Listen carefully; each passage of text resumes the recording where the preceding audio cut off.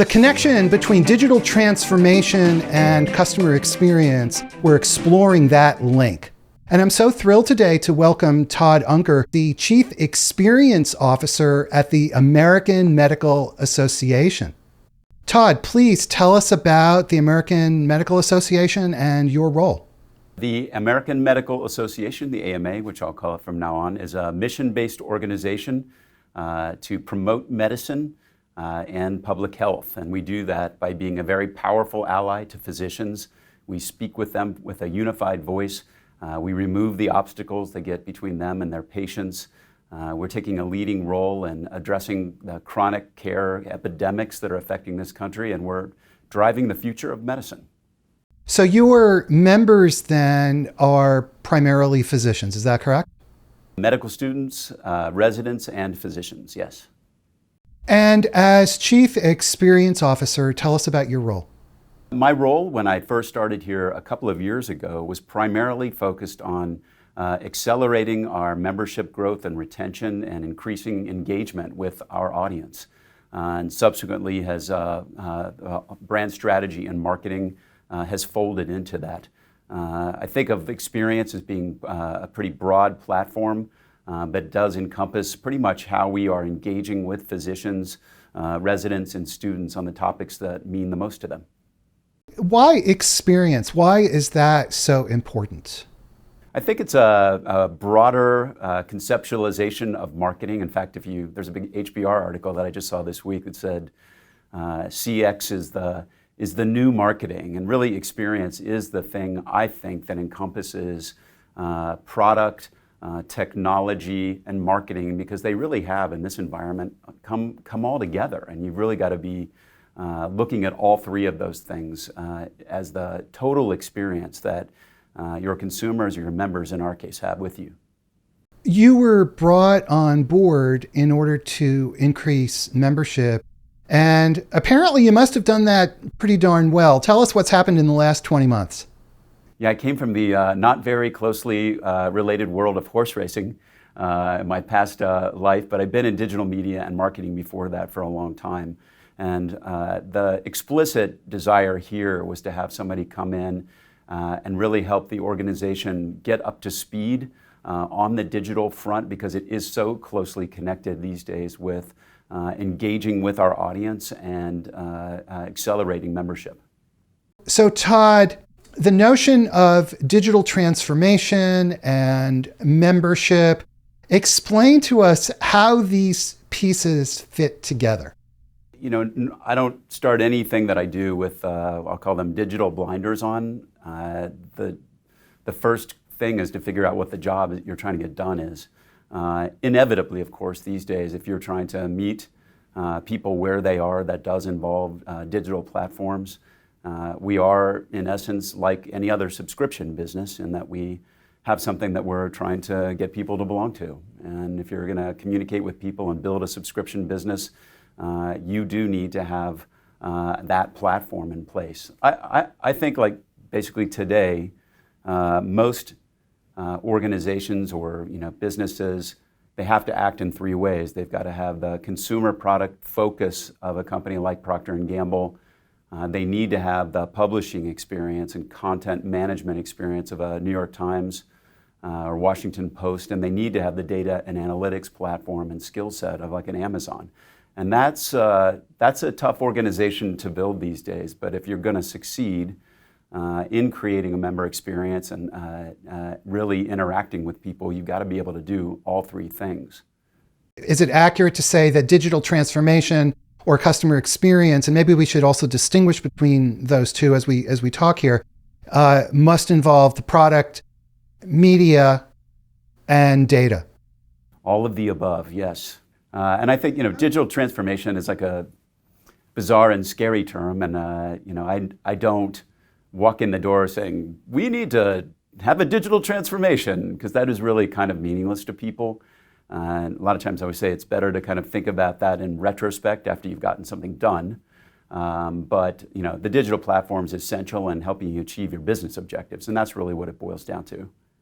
We have a question from Twitter, and Sal Rasa asks, how do you see the long-term care in the realm of transformation and integrating change from the customer's experience, which I guess is the patient experience in this case. Even though my purview here is mostly communicating between us and physicians, ultimately I'm there to help them in what they care the most about, which is patient care. I mean, there is no aspect of healthcare right now that is not being transformed digitally.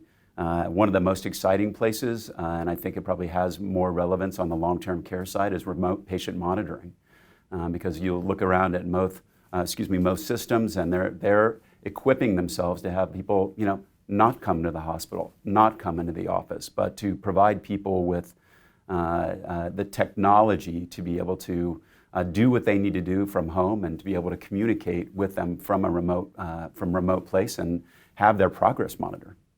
If we come back to the AMA, so you doubled the growth rate of the membership in the first 20 months that you were there.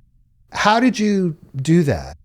It was an exciting couple of years, and it was one of those things where it's not just one thing, it's a lot of things. For anyone that's in marketing or product development or anything in the digital world understands there are a lot of levers, but there is a framework that I've seen repeat, I'd say, over the course of my career at any of the businesses that I've worked on, even though the context might be different, that the work is essentially still the same. And it really all starts with really understanding who your target audience is, and that's first and foremost. I think a thing that, especially in the digital world and era of digital transformation and the digital heroes, it's always been a very product-first era, which I harken back to my days at Procter & Gamble or at Leo Burnett in advertising, and I know first always start and understand your target audience, and everything kind of flows from that, including what your value proposition is, and the understanding that we, even among physicians, they're not a uniform group. They care about different things. They're interested in different topics, and that kind of segmentation and really understand who we're trying to talk to and what value we can bring to the table is the first thing that precedes technology, digital investment, all of that kind of stuff. Once that's in place and you find a way to actually express that value proposition in language well suited to the digital world that we're in right now, then you start to build out the infrastructure. And we had a lot to do to kind of bring our, I'd say, kind of subscription digital infrastructure up to speed. We hadn't really done a lot of digital marketing in the past before I arrived. There was, of course, email marketing, but that kind of experience flow when you begin to do digital advertising and understanding how it's set up and how the metrics come out of it, something we had to build. And once that was in place, we could really start to focus at a higher level in the funnel and put the emphasis on building audience. And for us, we're not trying to be the New York Times or Washington Post in terms of, attracting tens of millions of people. We have a very specific audience out there. And so for us, it's how do we engage with more of them more frequently. What did you do differently than the AMA had done previously?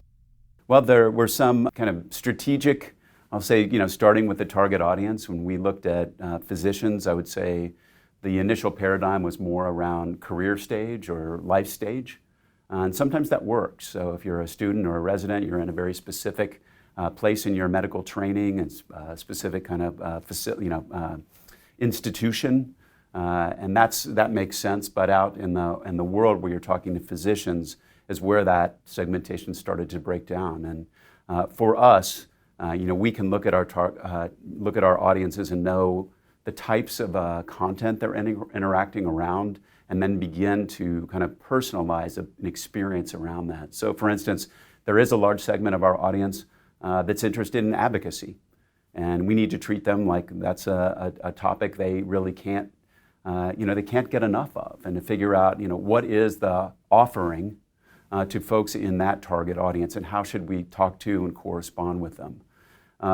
That requires a very different way of approaching our communications, which I would say, if you looked at our website a couple of years ago, it would have been more in line with a traditional association site.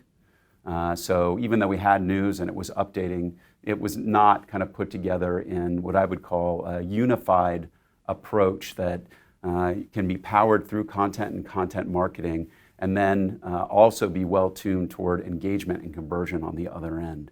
And so that rebuilding process started about a year ago. We finished and launched the new site back in November, along with a mobile application with the same underlying content, and we have approached 80% growth in terms of the unique audience at the site level, and that is translating into more members through digital channels. So your first task was then to really go out, I'm assuming, and speak with your members to find out what they care about, what matters to them. It was, and believe me, they're not shy about telling me that. And I actually had people reach out to me before I even started, and I actually learned a lot through one of those episodes where somebody did reach out and say, "Hey, I'm not a member of the AMA, and I don't feel like you represent us."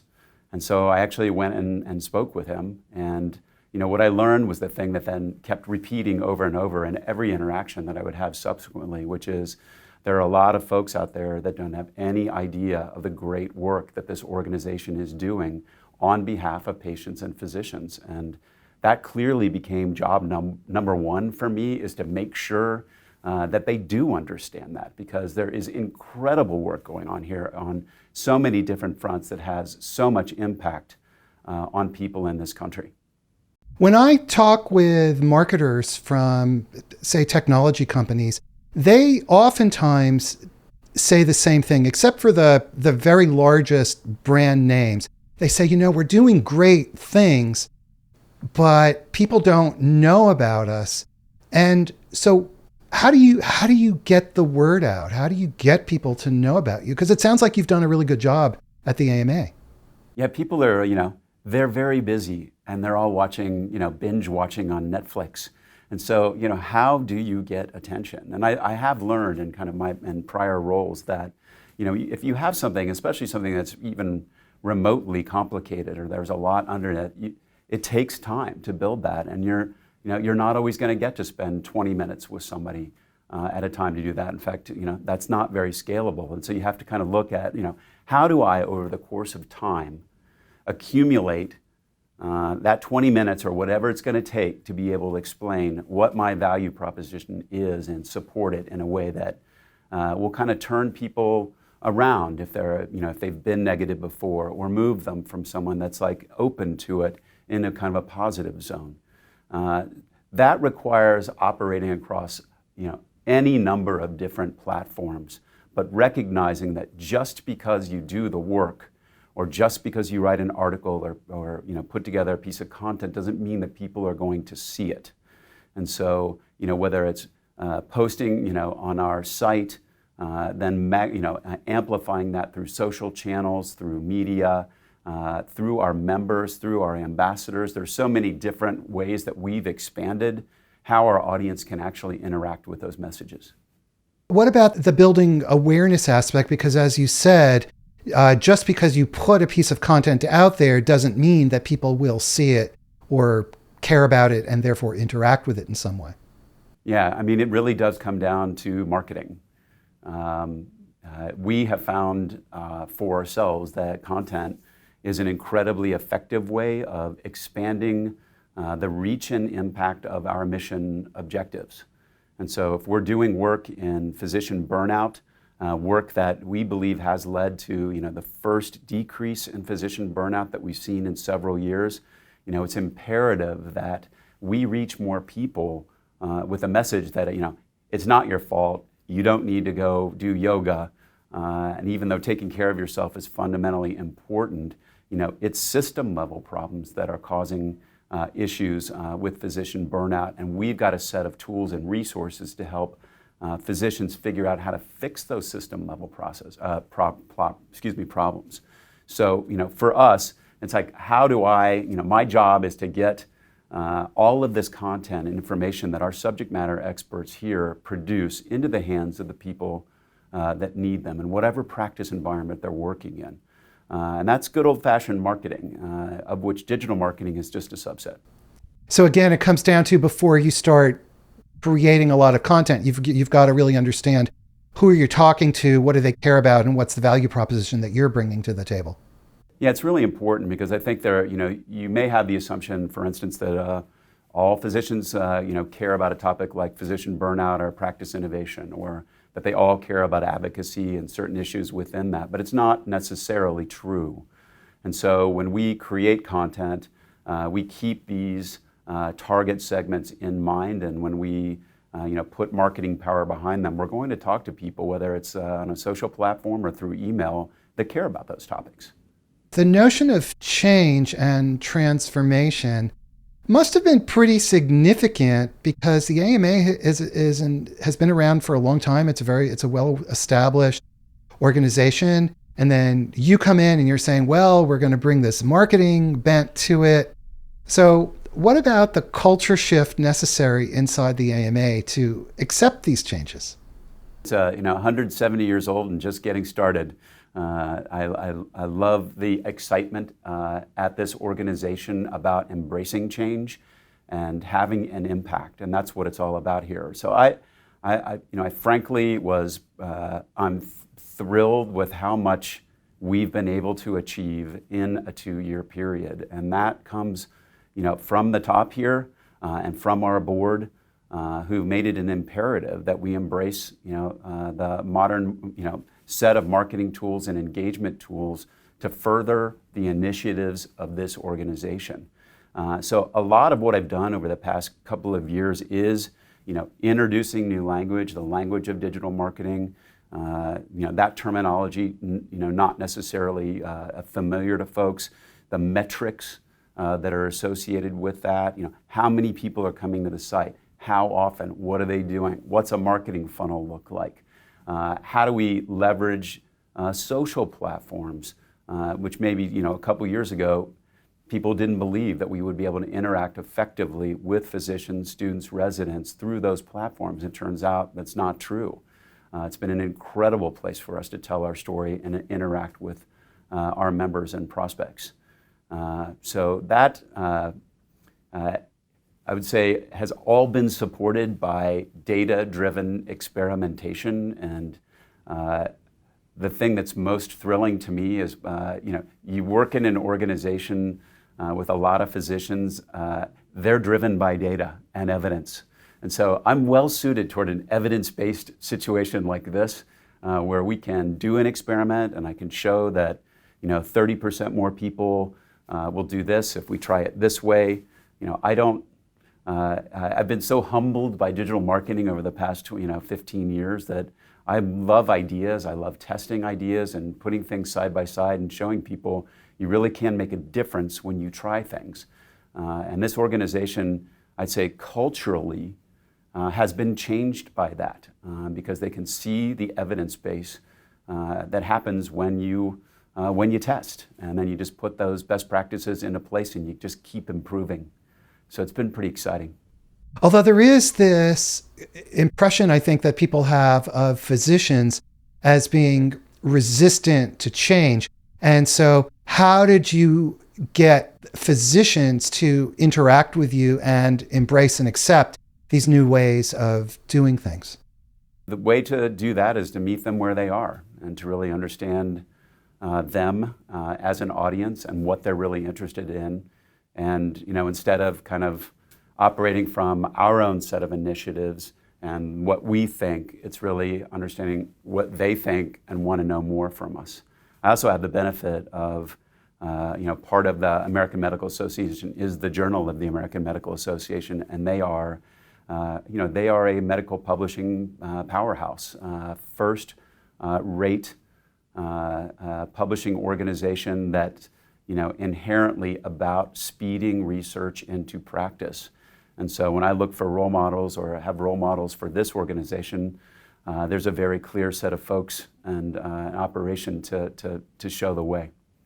We have a question from Twitter, and it relates to physicians and who are your audience and your constituency. So what is the value that physicians gain from the AMA, and how does that manifest, and what are the implications of that for the digital expression?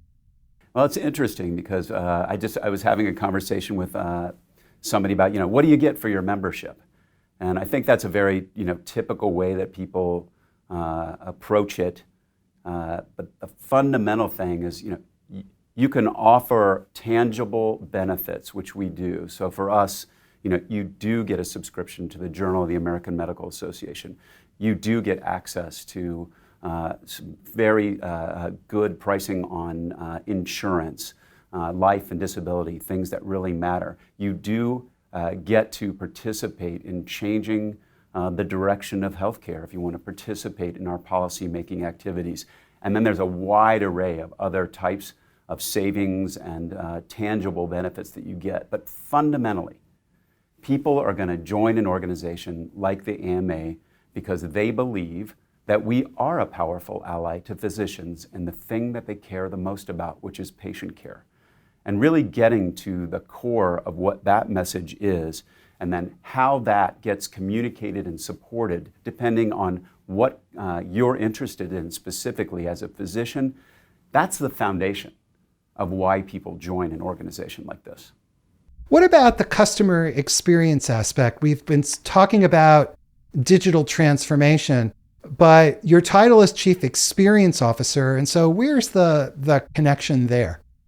Well, there are a lot of different realms that applies to. I think one of the most interesting things as we think about experience with this organization, there is, let's say a core group of folks who are deeply involved, for instance, in our policy-making activities, and are the people that'll travel here to Chicago in June or to another location in the fall for our kind of annual and interim meetings. And so they're deeply involved, and they have a set of experiences that extend throughout the rest of the year. Now, for a lot of other people, their experience is not that kind of, doesn't have that personal touch.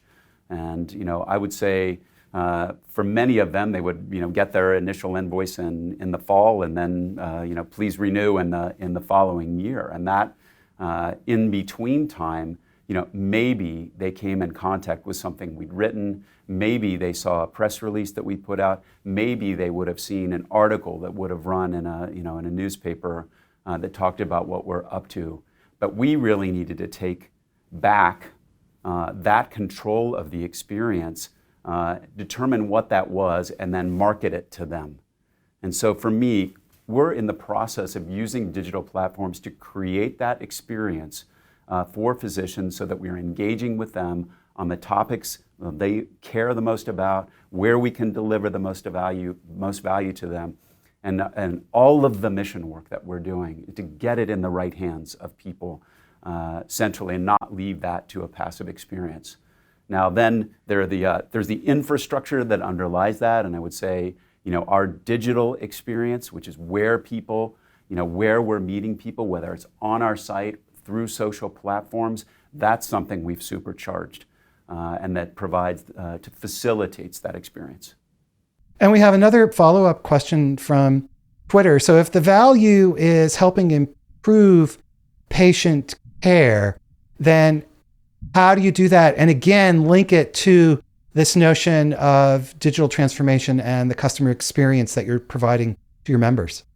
So if I go back to kind of where we started, there are different ways that we are a powerful ally in patient care. One of that is through our advocacy initiatives and speaking for physicians with a unified voice to all the players that matter in healthcare. And that could be the government, that could be pharmaceutical companies, technology companies, you name it. There are a lot of players in healthcare, and doctors' voices need to be represented so that we don't end up in situations where physicians are working for the technology and not vice versa in service of patient care. So that's one area. The second area is there are very clear things that get in the way of physicians delivering care to their patients. I mean, right now, a study that we did basically determined that for every hour of patient care, face-to-face, physicians are spending 2 hours behind a computer screen, entering in notes and other stuff into the electronic health records, including a couple hours at night. And that's not what we want to be doing right now. physicians are spending time getting authorization from insurance company for the treatment that they want to their patients to have, and then maybe they go to get a prescription and they can't afford it because the price of prescription drugs is so high. We're working on those problems to make sure they go away, and so that we can facilitate the patient care that needs to be put in place. The third thing is you're well aware of the many public health crises we have. We focus on particularly 3 of those right now. One is on dealing with hypertension. A second is with prediabetes, where there's just an incredible problem, as right now with the number of population, about 80 million that are pre-diabetic and don't even know about that. And then the third is the opioid epidemic, which is obviously consuming vast amounts of our healthcare resources in treating. And we're facilitating ways to make that situation better and hopefully put an end to the opioid epidemic. And I'd say the final way that we do that is through something that I don't think a lot of people know about, which is driving the future of medicine. So we are facilitating the changes that are happening in medicine right now. I talked about remote patient monitoring before, but telemedicine is something that's increasing in usage, and all of the infrastructure that underlies that needs to get put into place and to make sure that doctors have what they need to be able to do that, and from a technology payment standpoint, all of that kinds of stuff. The other thing, and this is affecting, of course, every aspect of business out there, is data. And one of the key things about data right now in healthcare is it's not necessarily hooked up in a way that can connect the inputs when a patient comes in the door and the outcomes. And there are different systems that underlie the data input and the portability of that. We are putting in place an infrastructure and what we would call an innovation ecosystem to facilitate the flow of that data so that it can actually deliver better patient care in the end.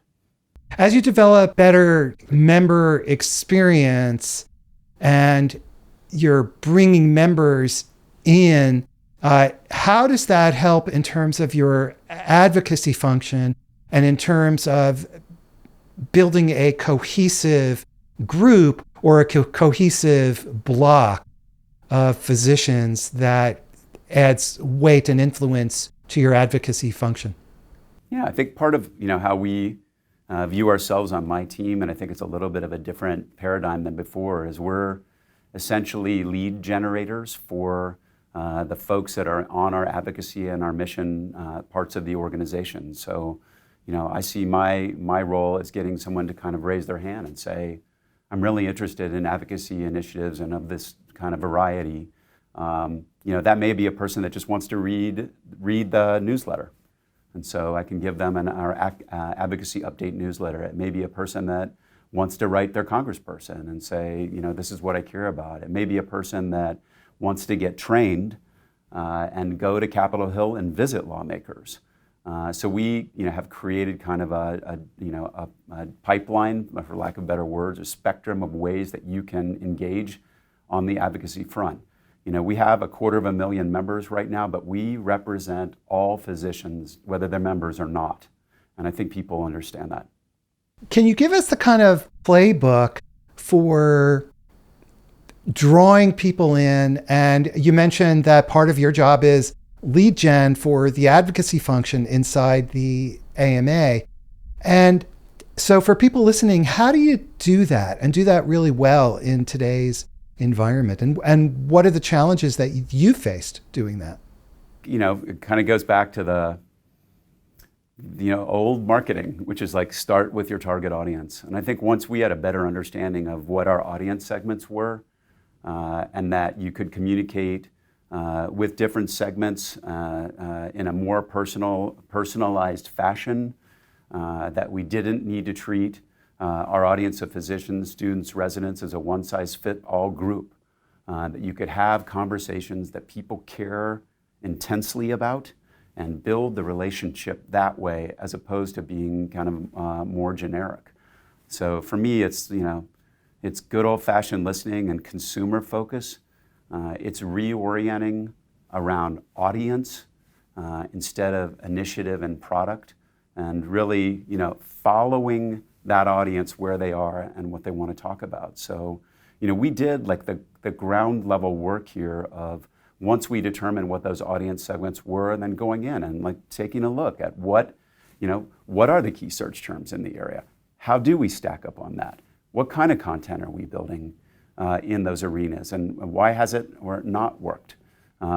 For us, it became an issue of kind of testing that hypothesis, and so I'd say one of the breakthroughs we had was, translating all of the work that we do, for instance, in an area like physician burnout, into more topical content that can reach people and bring folks in.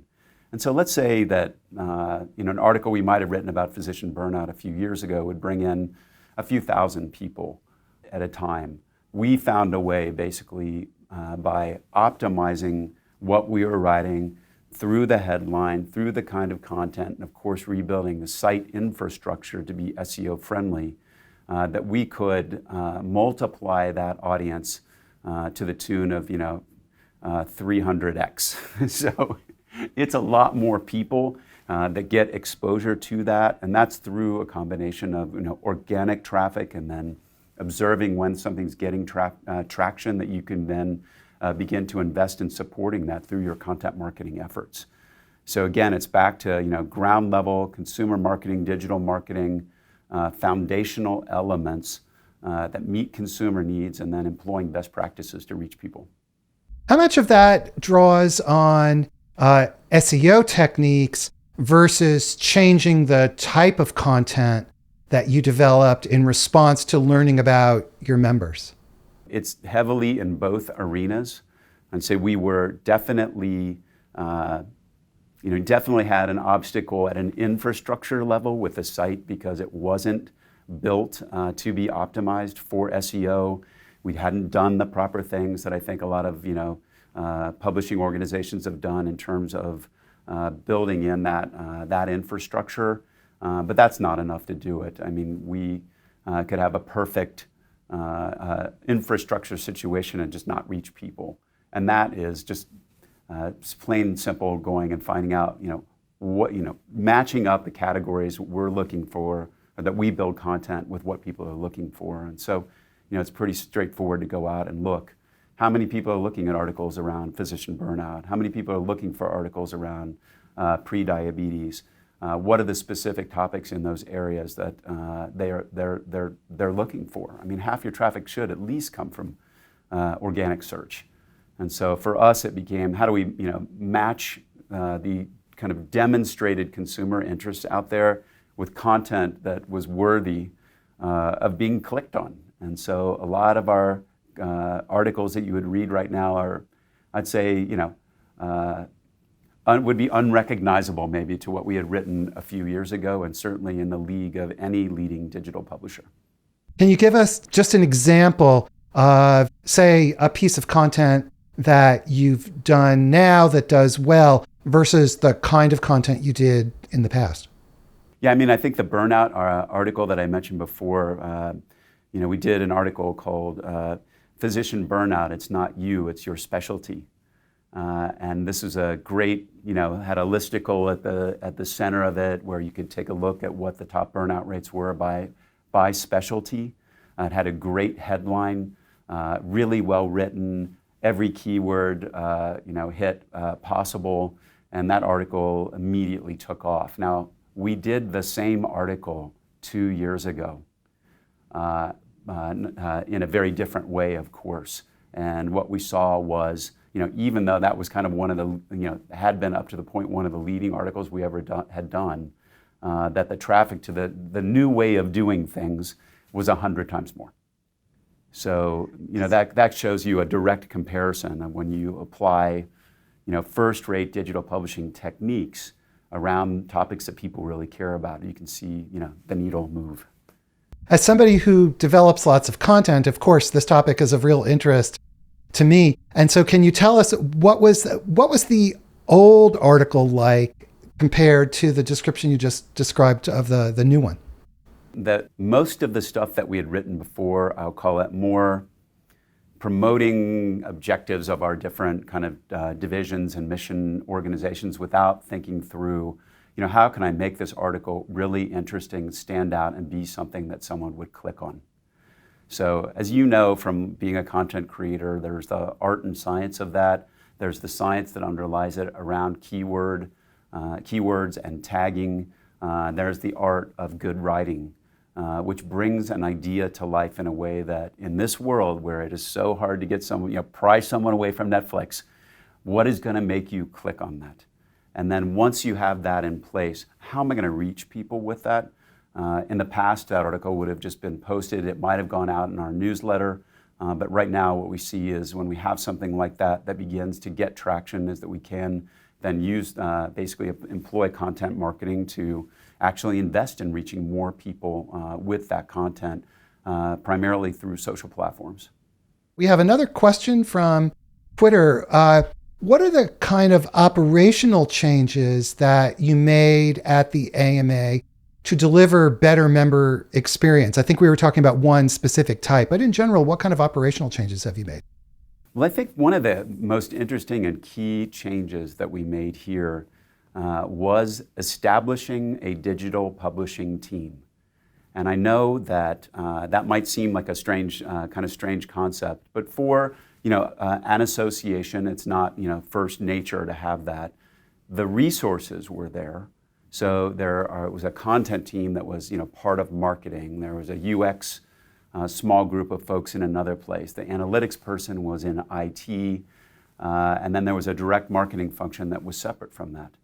And I came from a publishing background, and so immediately, if you can ask the question, how many people are coming to our site, and we're not quite sure what that answer is, you can see we're not going to get traction until we act like a digital publishing team with a set of metrics and in that kind of operation that powers a digital publishing team. And so one of the things I thought was so amazing was, once that was recognized and a proposal got put in place, different folks around this organization said, that makes sense, let's put that together. And so we created that initial digital publishing team, and then we have invested in building that out. So it now looks, acts, runs like any first-rate digital publishing group that you name. How did you get the buy-in to make that investment? Thankfully, I have a great deal of support here, and people who understand that we need to make changes to communicate with people in the ways that the times demand. So I think once I could kind of build a case here for, hey, this is how it's operating right now. There isn't the connection that we need between somebody that comes in on a certain topic and membership or engagement with our mission-related content. We're leaving a lot on the table from an engagement standpoint. And so I could prove that through analytics and show through continued testing just how much better it could be. And again, back to working in healthcare and with a set of folks here at the AMA who are very motivated by progress and evidence, that is what led the way. We have another question from Twitter, and Gus Beckdash asks, when you're driving these kind of changes, do you start from the top down with the big picture, or do you start with small changes and then build up over time? How did you do it? I hope it's not unfair to say both. I'd say the most, one of the most influential things was that focus on small wins and about removing obstacles here that were really frustrating people in terms of the member experience. But I'll give you a great example. Before I came, there had been kind of an analysis of what it took to get a marketing email out. And it was taking a really, really long time. And I'm used to, in my past, to be able to have something, if it needs to go out in 2 hours. And so I took a look at why that was happening. And you could just see organizationally that those kind of traditional digital publishing and digital marketing roles hadn't been well established, and there were just too many people involved, and not necessarily people with the right expertise at writing emails and sending them out, targeting, doing all that stuff. So part of that was organizational and just saying, I had the ability and the authority to come in and say, you know what, we're not going to do it that way anymore. And that cut the time to get something out by about 2/3, and now we're down to a few hours if we need it. But then kind of looking at the templates. How was the writing done? I mean, I love rolling up my sleeves and working with someone and showing them how we can do better and putting that in a test. And all of a sudden, we start to accumulate all of this evidence around small wins about open rates and click-through rates and member conversion through that one little thing. So that creates a great deal of momentum and sets people off on an innovation path. On the other end, in the big picture part of this, I look for stories out there that are maybe even unrelated to tell people the story of how things can get done. And I used a very funny example, which I won't go in drastic detail, from my own personal experience to show how like an individual out there has built a YouTube channel, a social following, video, instructional materials, downloads, all of this kind of stuff. And this is like an individual person. I use that as a case study to show, here's how digital marketing works today. Here's what it means to say SEO. Here's what content marketing looks like. Here's what a premium piece of content is and why that's gated and why you need to collect an email address. And then what do you do with that after? So I think those real world examples, whether or not they're from healthcare or not, have been really effective in kind of bringing that story to life. Any final thoughts or words of advice to other people listening saying, yeah, we need to also make that kind of change, and how do we start and what do we do? My experience here, I think there's a common approach that I've seen time and time again that always starts with your audience and really understanding and making sure that you have what I would consider a very actionable segmentation in place that is fundamentally tied to your growth metrics. And if you don't have that, I wouldn't do anything until I had that in place. And then and only then, you're really looking at how do I develop and communicate a value proposition that matters to people in this day and age. And then comes the digital marketing and the digital transformation pieces of that. And again, I don't call them digital transformation pieces. I just say, we need to get this job done. I'm trying to move this particular metric from here to here. Here's the way that I think I can do it. Here's the evidence I built along the way to try to show people how it can work without making $1 billion investment. And on that note, I guess I would close and just say one of the things that I've really grown to appreciate here is, and something that has always been part of my career, is being super scrappy and taking making a lot of moves that are very low risk, that enable the data and show people how it can be done without being a scary and transformational leap. We have been speaking with Todd Unger. He's the Chief Experience Officer at the American Medical Association. Todd, thank you very much for taking your time today with us. It's been great. Thanks for having me. Everybody, be sure to subscribe on YouTube and subscribe to our newsletter. We have great shows coming up. Check out cxotalk.com and we'll see you again next time. Have a great day, everybody. Bye-bye.